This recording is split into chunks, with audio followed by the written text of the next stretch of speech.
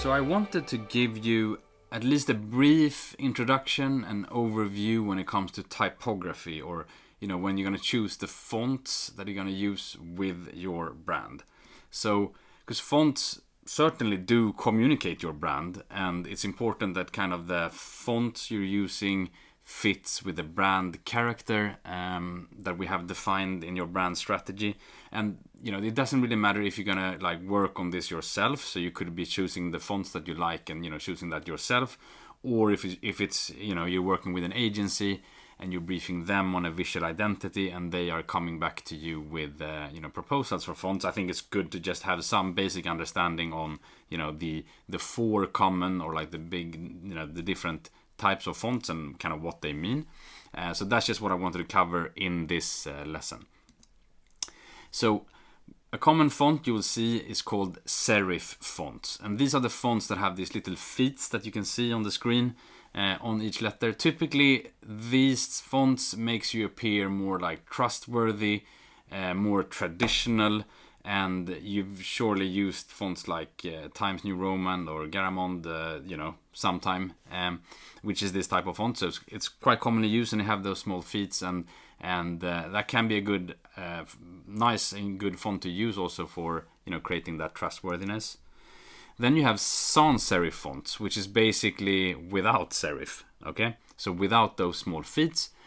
Typically these fonts, they give a more sleek and modern feel to your brand compared to the more traditional serif fonts. So examples here would be like Helvetica or Franklin Gothic. There's many fonts like this, but that's more if you want to have that kind of modern and sleek feel to your communication. Then you have script fonts, which is really like handwriting styles. So there's many different types of these script fonts, of course, but it can be used also to create a luxurious experience, also more feminine feel to your brand. So if that is important for you and your brand character, that could be something interesting to explore.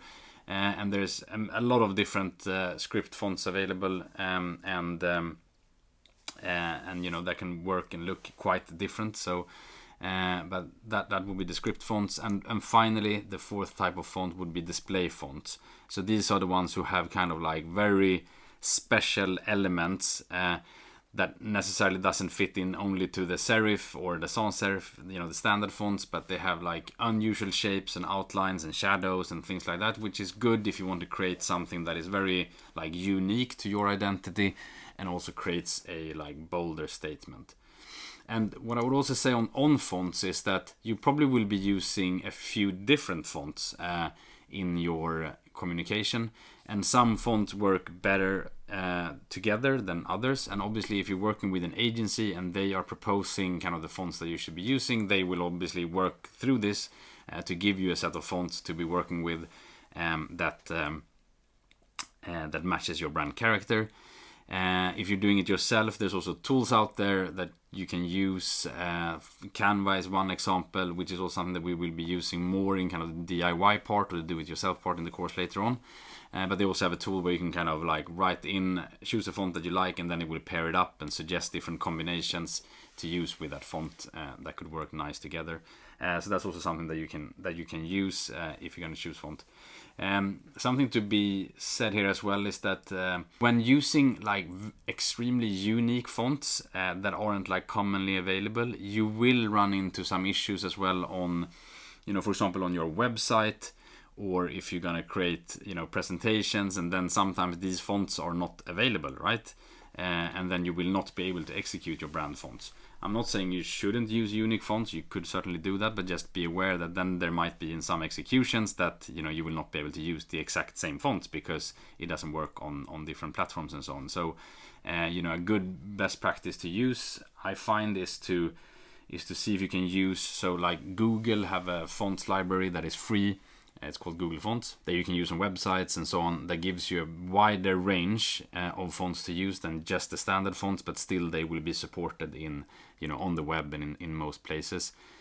So that can be something smart to do if you're conscious about that. But again, that's really a decision up to you. Just wanted you to be aware that it might be that for some of these very unique fonts, if the agency is proposing that to you, or if you're finding something that you like, it might not work everywhere.